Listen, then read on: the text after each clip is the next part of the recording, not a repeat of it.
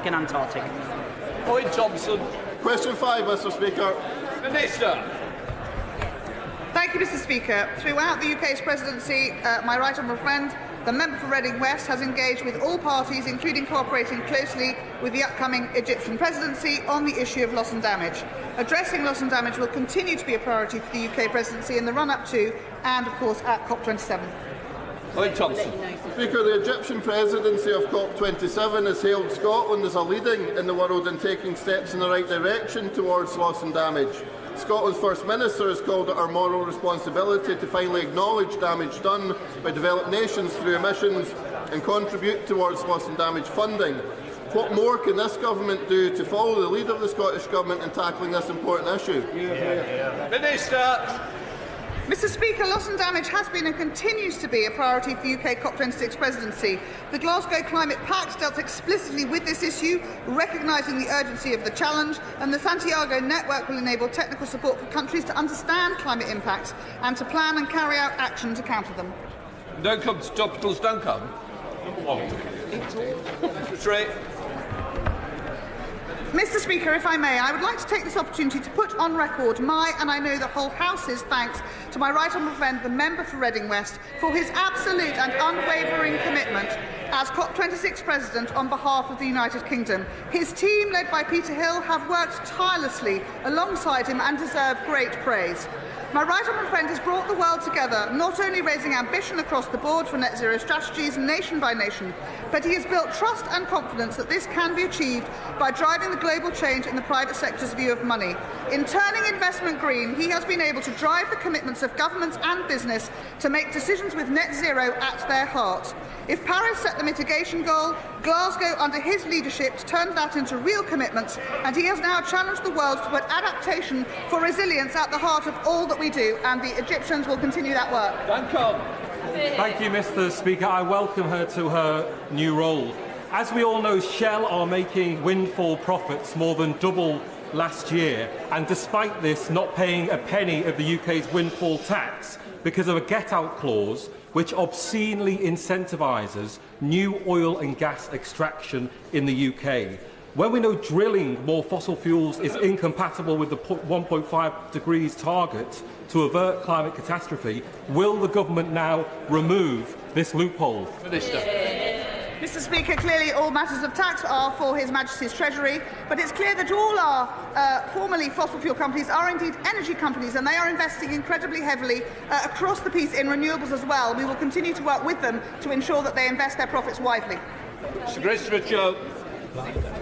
Mr Speaker, when ministers go to the COP27 conference, will they give the cold shoulder to Germany to show our country's disapproval and disgust at Germany continuing a massive expansion of its use of lignite, which is the dirtiest way of generating electricity? Minister.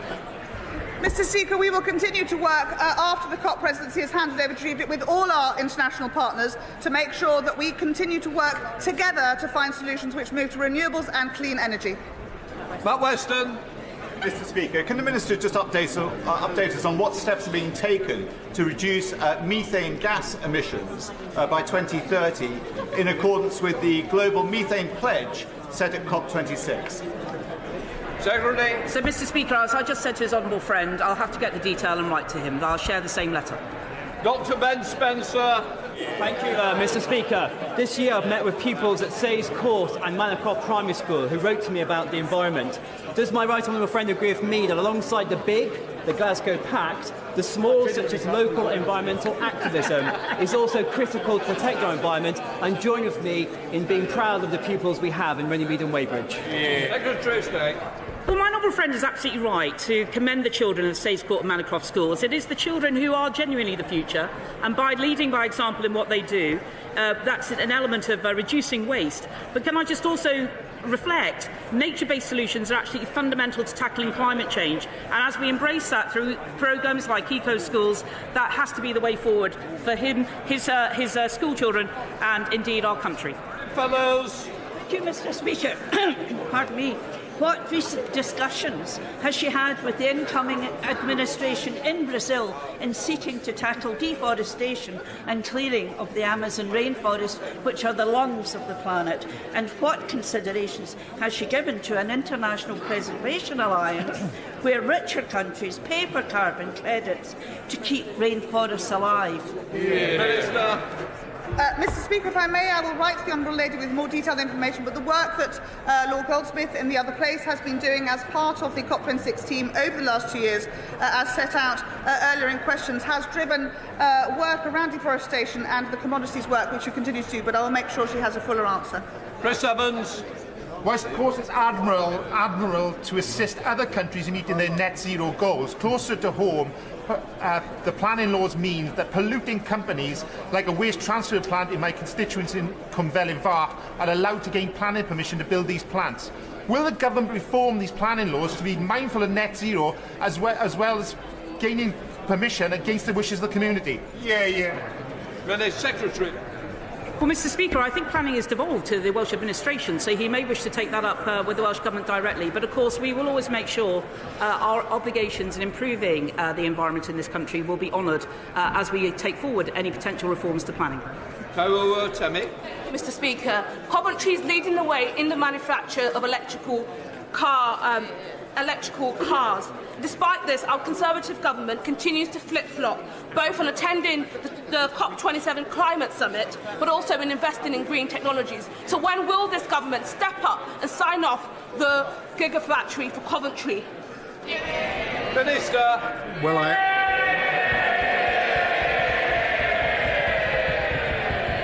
I thank the Honourable Lady for her question.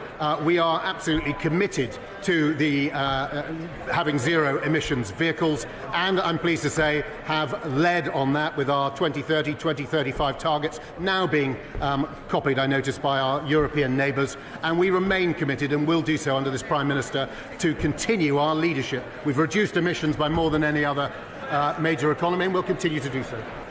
Thank you, Mr Speaker. Shell and BP have announced bumper profits, while they've also benefited from a loophole put in place by the now Prime Minister, which means they secure taxpayer support for drilling oil in our North Sea. Can I ask the Minister if he thinks this is a good or bad decision ahead of the COP27 summit? Mr Speaker, I've said repeatedly it is absurd to suggest that bringing in gas, for instance, from abroad with higher emissions attached to it is sensible and paying billions of pounds for that when we can produce it at home. That is why we incentivise investment in the North Sea. It is declining, it is being managed decline, and it is compatible with net zero. And it's about time she backed the British economy and British jobs and didn't play politics with this issue. Before we come to Prime Minister's question, I'd like to point out the British Sign Language interpretation of proceedings is available to watch on Parliament Live TV. We start with questions. Prime Minister Dame Meg Hillier. Number one, Mr Speaker. Prime Minister. Mr Speaker, this morning I had meetings with ministerial colleagues and others in addition to my duties in this House. I shall have further such meetings later today. Dame Meg Hillier. Mr Speaker, the Prime Minister promised integrity, professionalism and accountability in government. His Home Secretary has leaked information, is overseeing chaos in the Home Office and has broken the law. What will she actually have to do to get the sack? Well, Mr Speaker, the Home Secretary made an error judgment, but she recognised her mistake and took accountability for her actions. But she has now set out, transparently, in detail, a full sequence of events in a letter to the Labour Chair of the Home Affairs Select Committee, offered to share relevant documents with the Chair, and she is now getting on with the job, cracking down on crime, defending our borders, something I know the party opposite has no interest in supporting.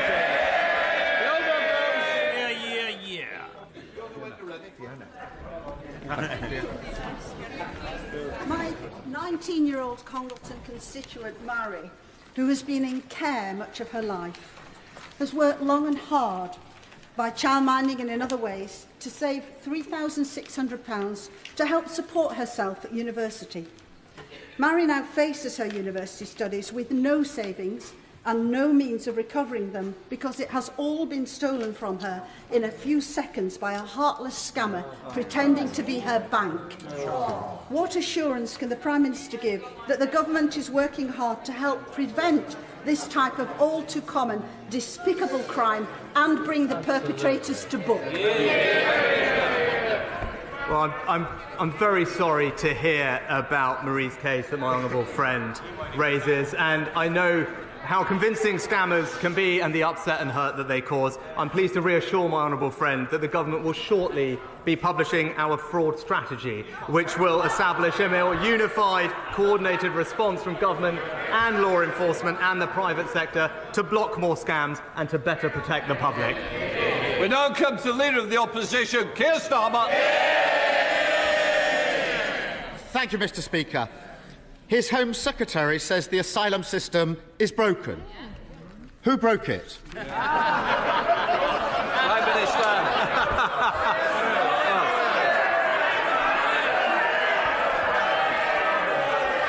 Well, Mr. Speaker, let's just we can look at the record on migration policy. Let's look at it. What did we on this side of the House do? We gave the British people a referendum on Brexit. We delivered Brexit. We ended the free movement of people, Mr. Speaker. That's our record on migration policy. It's not something the honourable gentleman supported. He opposed it at every turn, and it's not what the British people want. No one wants open borders on this side of the House. They've lost control of the borders on their side of the House. Mr. Speaker, four Prime Ministers in 5 years, and it's the same old, same old. He stands there and tries to pass the blame. If the asylum system is broken, and his lot have been in power for 12 years, how can it be anyone's fault but theirs? Mr. Speaker, people rightly want to see us getting a grip of migration in our borders. But let's look at the record. Let's look at the record. The right honourable gentleman, he voted against the Nationality and Borders Bill. He said he would scrap the Rwanda partnership. He opposed the ending of free movement of people. Look, border control is a serious, complex issue. But not only does the party opposite not have a plan, they have opposed every single measure we have taken to solve the problem. You can't attack a plan if you don't have a plan. We voted against it because we said it wouldn't work, and it hasn't worked. He says he's getting a grip, he's got a plan. So let's have a look at that plan. The Rwanda deal was launched in April. It cost the taxpayer £140 million and rising. The number of people deported to Rwanda is 0. Since then, 30,000 people have crossed the channel in small boats. It's not working, is it? He hasn't got a grip. Mr. Speaker, we on this side of the House are clear that we want to defend our borders. When the Shadow Home Secretary this weekend was asked, she couldn't answer a simple question if the party opposite was in favour of higher or lower migration. It's that simple. The Home Secretary and I, when it comes to tackling on migration, reducing migration, we are on the same page. That party's policy, it's a blank page, Mr. Speaker. Mr. Speaker, blame others, deflect, attack on something else. So much the new age of accountability. Of all the people who arrived in small boats last year, how many asylum claims have been processed? Prime Minister. Mr. Speaker, we do need. Mr. Speaker, not enough is the answer, very straightforwardly. Not enough. And that's what we're going to fix. But the honourable gentleman raises this question. What are we doing? We've increased the number of processing officials by 80%. We are putting an extra 500 more by next March. But if he really was serious about fixing this problem, then he would acknowledge that we do need to tackle the issue of people putting Spurious claims. Spurious, repeated, last-minute claims to frustrate the process. That's how we'll tackle the system. So why, then, did he vote against the Nationality and Borders Act, which deals with it? Mr. Speaker, he says not enough. You could say that again. It's 4%. 4% of people arriving in small boats last year had their asylum claim processed. According to the bookies, the Home Secretary has a better chance of becoming the next Tory leader than she has of processing an asylum claim in a year. And he talks about numbers. They're only taking half the number of asylum decisions that they used to. That's why the system is broken. 4,000 people at the Manston Air Force Base, massively overcrowded, all sorts of diseases breaking out. So, did the Home Secretary receive legal advice that she should move people out? Yes or no? Prime Minister. Mr. Speaker, the right honourable gentleman is very fond of reminding us that he used to be the former Director of Public Prosecutions, so he knows the government's policy on commenting on legal advice. But what I can say is the significant action that the Home Secretary has taken to fix the issue. Since September, 30 more hotels with 4,500 new beds, appointing a senior general to control the situation at Manston, and indeed increasing the number of staff there by almost a half, Mr. Speaker. These are significant steps to demonstrate that we are getting a grip of this system. But this is a serious and escalating problem. We will make sure that we control our borders, and we will always do it fairly and compassionately, because that's the right thing. Here's Starmer. Mr. Speaker, he talks about my time as Director of Public Prosecutions. I prosecuted people smugglers. He can't even get an asylum claim process. I think the answer to the question whether the Home Secretary received legal advice to move people out of Manston is yes. He just hasn't got the guts to say it. Weak. He did a grubby deal with her, putting her in charge of Britain's security just so he could dodge an election. She's broken the ministerial code, lost control of a refugee centre and put our security at risk. She did get one thing right. She finally admitted that the Tories have broken the asylum system. Criminal gangs running amok, thousands crossing the Channel in small boats every week, hardly any claims processed. So why doesn't he get a proper Home Secretary, scrap the Rwanda gimmick, crack down on smuggling gangs, end the small boat crossings, speed up asylum claims and agree an international deal on refugees? Start governing for once and get a grip.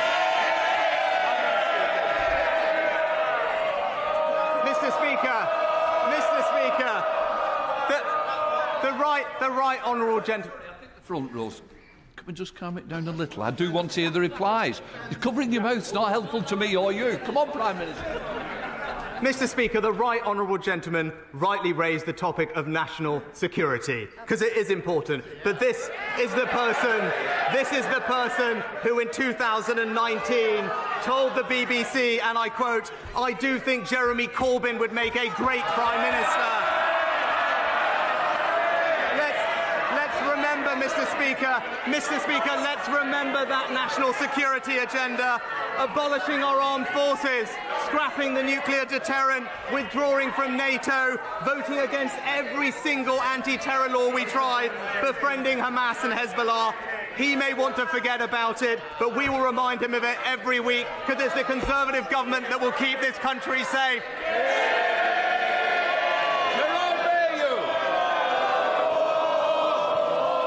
To my register of interest.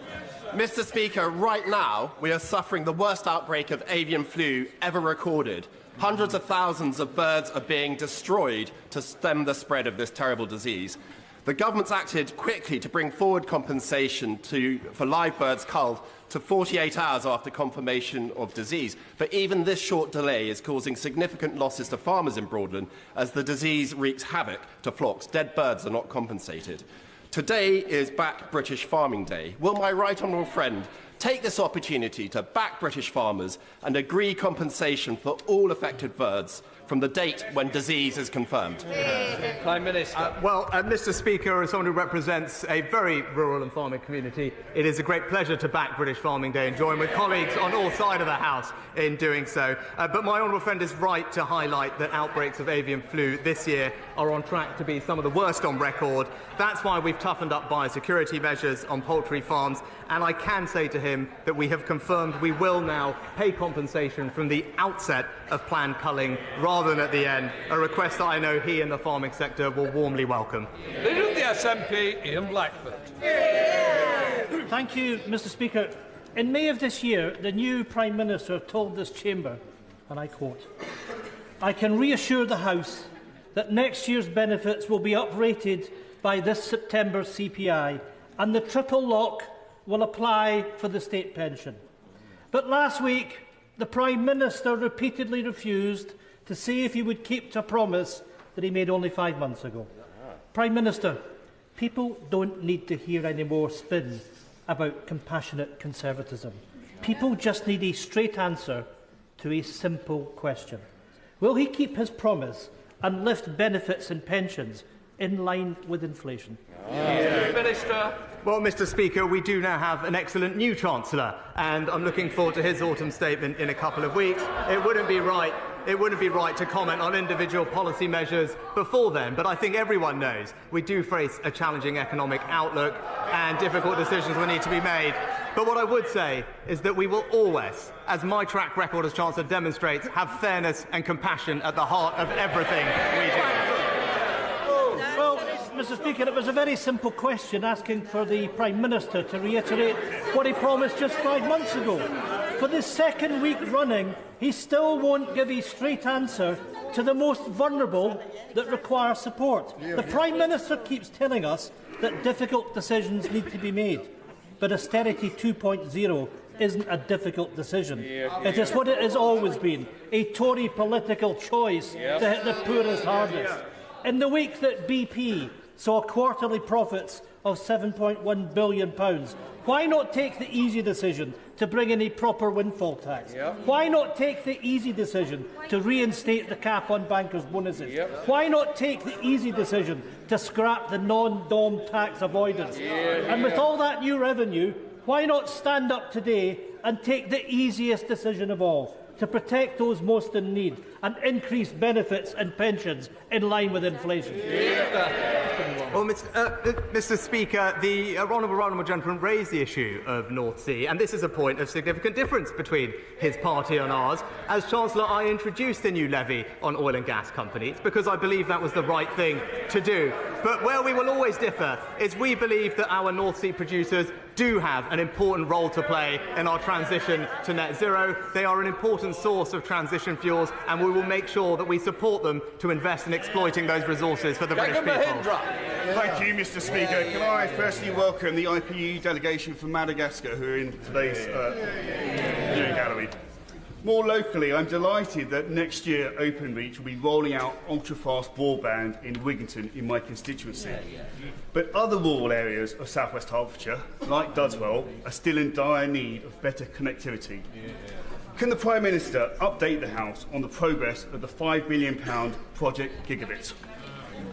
Prime Minister. My honourable friend is absolutely right to recognise the role of broadband in providing levelling up opportunities across our economy. That's why we invested £5 billion in Project Gigabit, and now we have 71% of UK premises having access to this from just 5% when we came into office. I'm very pleased to tell my honourable friend that we will be launching a procurement to provide gigabit coverage for his area in the coming weeks.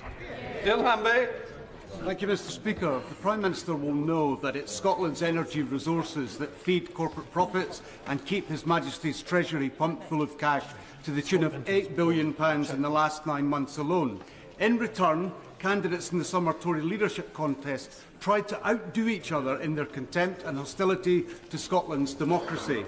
So without falling back on the "you've had your vote" trope, can the Prime Minister tell me, is Scotland in a voluntary and respectful union of equals as claimed in 2014, or are we hostages in a territorial British colony? Minister. Mr. Speaker, what people across Scotland rightly want to see is both their governments working constructively together to improve their lives. That's what we will do on this side of the House. And part of that is actually supporting Scottish energy producers, which he is right, have a vital role to play in enabling our transition to net zero and improving our energy security. And those Scottish companies will have our full support. Scott Benson. Thank you, Mr. Speaker. Nearly 40,000 illegal immigrants have crossed the Channel so far this year, landing taxpayers with a hotel bill of £5.6 million per day to accommodate them. Is it any wonder that millions of people in this country are furious with the situation? Prime Minister, during the summer you set out a comprehensive 10-point plan to tackle this issue. Everybody on this side of the chamber wants you to succeed in this aim. When can we expect the firm action the British people are demanding? Well, Mr. Speaker, I know this issue is rightly a priority for my honourable friend. It's a priority for his constituents, and I can reassure them that it is a priority for me and this government too. Whether it's the Nationalities and Borders Act or the further measures we are planning to take, we will defend our borders, stop the illegal crossings, and ensure that there is fairness and compassion in our system. That is the way to restore trust, and that is what his constituents and the British people deserve. Jimmy Still. Here. Mr. Speaker, I have a constituent who is a supermarket worker. She's paid full weekly because she receives one double salary payment. There's 1 month of the year where she receives no universal credit. Normally not an issue, Mr. Speaker. However, because universal credit is linked to the cost of living payment, my constituency now no longer qualifies for the £320 that could see her through the very worst of a cold Highland winter. What could the Prime Minister do to mend this gap in the cost of living support? Prime Minister. Mr. Speaker, what I can tell the honourable gentleman is we also provided discretionary funding, which was provided through Barnett to the Scottish Government, especially to deal with cases like the one that he raised. But we'd be very happy if he wants to write to us with the constituents' details to look into it. But discretionary funding was made available, especially for cases like that. Right. Thank you, Mr. Speaker. I was visited at one of my surgeries in Broxtowe by my constituent, Aaron Horsey. In his arms was his 3-week-old newborn baby, Tim. Aaron's wife, Bernadette, tragically passed away whilst giving birth to Tim. Aaron came to see me regarding the disparity that exists over shared parental leave. The current eligibility requirements differ between that of the surviving birthing partner as compared to the surviving non-birthing partner. And this meant in Aaron's case he was not entitled to leave to raise his son. Would the Prime Minister ensure that both my constituent and I can meet with the relevant minister to make sure that we move towards a future where parents are not in this position? Prime Minister. Well, I know the whole House will join me in extending our condolences to Aaron following the tragic loss of his wife, and I thank my honourable friend for raising this issue. Employed parents can benefit from statutory support depending on personal circumstances. I'm very concerned to hear that that is not happening in this case, and I will of course ensure that he gets a meeting with a relevant minister as soon as possible to resolve this issue. Deirdre Brown. Mr. Speaker, will the PM join me in condemning opaquely funded so-called think tanks who exert so much influence on gullible politicians that their policies were able to almost crash the UK economy just weeks ago? Open Democracy reports a former member of the Charity Commission board has called for the Institute of Economic Affairs to be stripped of its charitable status, saying the very purpose of the IEA, shrinking the state, is political. Is it right this body receives charitable tax status? And will the PM meet with me to discuss the influence bodies such as the IEA exert on politicians, including what influence they still have with him?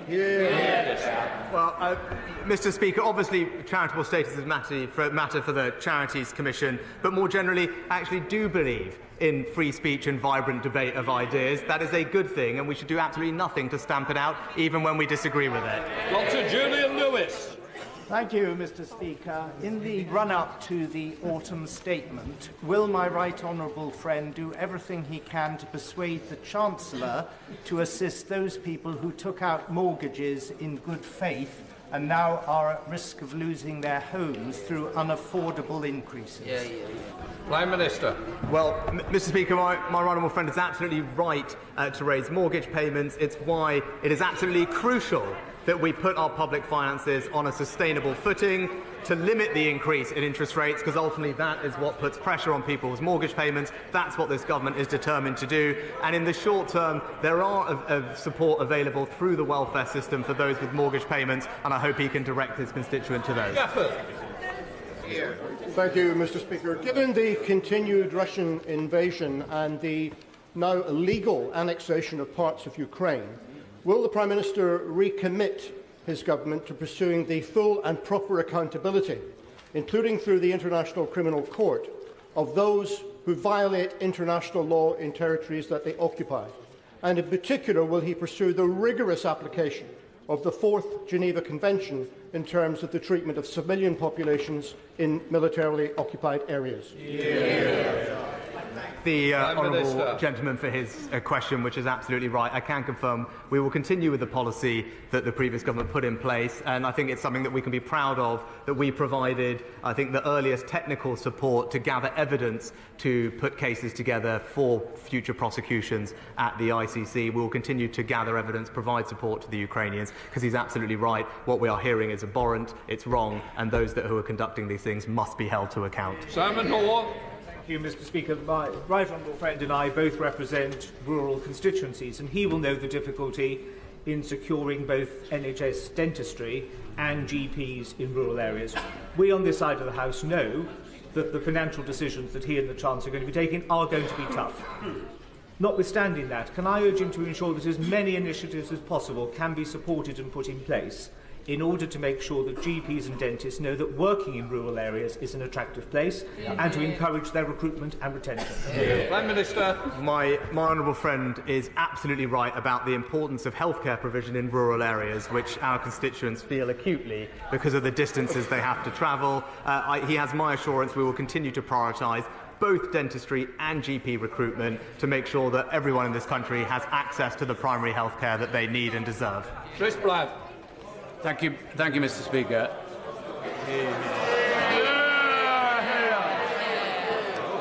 I'm not going to be bullied into silence by anybody in this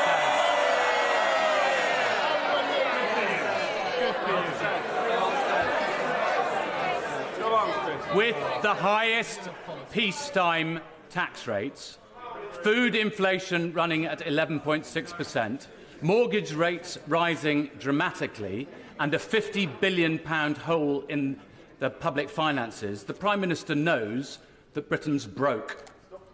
What is it about the 12 years of Tory rule and 5 years of him as a minister that has made such a mess of Britain? Well, Mr. Speaker, when it comes to the economy, the honourable gentleman just failed to mention the single biggest cause of the challenges that we face right now, which is absolutely the aftermath of a global pandemic which has affected supply chains across the world, and an illegal war being conducted by Putin, which is leading to high energy prices. These are the root cause of the challenges we are facing. The challenges we are facing are global in nature. It is wrong to say that they are particular to this country now, and we will, of course, do what we always do on this side of the House, deliver a strong economy for the British people. Thank you, Mr. Speaker. In last summer's heatwave, people across Essex witnessed terrible fires. And last month in Ethiopia, I witnessed the horrific climate change-driven drought that is forcing millions of people across the Horn of Africa to the brink of famine. I've discussed climate change with my right honourable friend. I know he cares, and it's great that he's going to Sharm el-Sheikh. But we, the UK, brought the world to Glasgow for COP26. It's vital that we remain world leaders on climate change. So please confirm this government will fulfil the promises that we, the UK, made in Glasgow? Yes, Well, can I thank my honourable friend for her work and role that she has played in us championing the fight against climate change. And I agree with her. There is no long-term prosperity without action on climate change, and there is no energy security without investment in renewables. That's why I will attend COP27 next week to deliver, Mr. Speaker, on Glasgow's legacy of building a secure, clean and sustainable future. Thank you, Mr. Speaker. While the Prime Minister was secretly recorded boasting to friends that he had helped divert money away from deprived areas like Coventry towards wealthy areas, staff of Coventry's hospital are still paying £600 a year to park at work. So when will the Prime Minister stop hammering working people in my community? Well, Mr. Speaker, I think the honourable lady was asking about car parking in NHS hospitals, if I'm understood her rightly. We did introduce temporary free car parking during the pandemic. That was the right thing to do. And now all NHS trusts that charge for parking have implemented our free parking manifesto commitment for those in the greatest need, including hard-working NHS staff who work overnight. Anthony Bagnall. Speaker, on Back British Farming Day, will the Prime Minister recognise with all members of the House the important role that farmers take and recognise that public money for public good means producing food in this country? But could he also recognise the value that our trade deals are doing in allowing us to export our high-quality produce around the world, in particular the Australia Agreement, where a member of this House will be able to enjoy a certain delicate cut in his bush trucker trials? Well, Mr. Speaker, I agree with my honourable friend. British farmers are indeed the lifeblood of our nation. I join him in celebrating their contribution. I agree with him we need to prioritise food security, and he is right to champion free trade deals. They open up new markets and new opportunities for great British produce, and we will continue to open up more markets for our farmers everywhere. Boris Sherman. Mr. Speaker, can I welcome the first Prime Minister from Yorkshire for a very long time, but and I'm trying to be kind to him this morning. Isn't it the fact that since he resigned as Chancellor of the Exchequer on the 5th of July, we've had the most turbulent economic and political disaster in our country than any of us can remember? And when he reflects on that, will he also think why, when he was the Chancellor of the Exchequer, he did not help ordinary working people as well as he could? Yes? And can he now take the opportunity to tax the non-DOMs, who are 70,000 of them, that are getting away with avoiding tax? And will he bring in a tax on windfall profits on the gas and oil industry? Prime Minister. Mr. Speaker, I'm very proud of my record as Chancellor in this country. And maybe the honourable gentleman could talk to the 10 million people who had their jobs saved through furlough. Maybe he could talk to the millions of those on the lowest incomes who benefited from the changes we made to universal credit. This will always be a fair and compassionate government that has the most vulnerable at our hearts. Thank you. Thank you, Mr. Speaker. With only 2 out of 10 autistic adults currently in employment, it's clear that much more needs to be done to realise their potential. Will my right honourable friend work with me to make sure that business and industry help close that alarming employment gap? Well, I know this is an area that my right honourable friend rightly champions and knows an enormous amount about. I look forward to working with him closely to get his recommendations on how we and industry can improve the lives of those who need our help. Sarah Jones. Thank you, Mr. Speaker. The Leader of the Opposition asked the Prime Minister who broke the asylum system. He dodged the question. The truth, Mr. Speaker, is that the backlog is now so great, decision-making so collapsed, and returns so low, at 1/10 of what they used to be, that the criminal gangs have a business model to die for. Whose fault is that? Mr. Speaker, the reason we are in this situation is because of the unprecedented number of people arriving here illegally often from safe third countries. Now, if the party opposite was really serious about this, they would realise that we have to stop illegal migration, that we have to stop the exploitation of vulnerable people abroad. But they have opposed every single measure we have taken. They're not serious about this problem because they don't think it matters. Tom Hunt! Very much, Mr. Speaker. Both myself and many of my constituents remember fondly the Prime Minister's visit to Ipswich when he was Chancellor of the Exchequer. We spoke about levelling up and he made it clear to me levelling up isn't just about one part of the country, it's a national mission. Therefore, does the Prime Minister agree that a great way to show people of Ipswich this would be support of our levelling up fund bit to get Ipswich active, £18 million, £15 million for Gaines Resort Centre, £3 million for the outdoor Lido in Broomhill? Prime Minister. Well, Mr. Speaker, my honourable friend is right. Levelling up is about spreading opportunity in every part of our United Kingdom, ensuring people have pride in the place they call home. I look forward to seeing his Levelling Up Fund bid, and I know it will be being considered over the course of this year, and I wish him every success. That completes Prime Minister's questions. Just let all.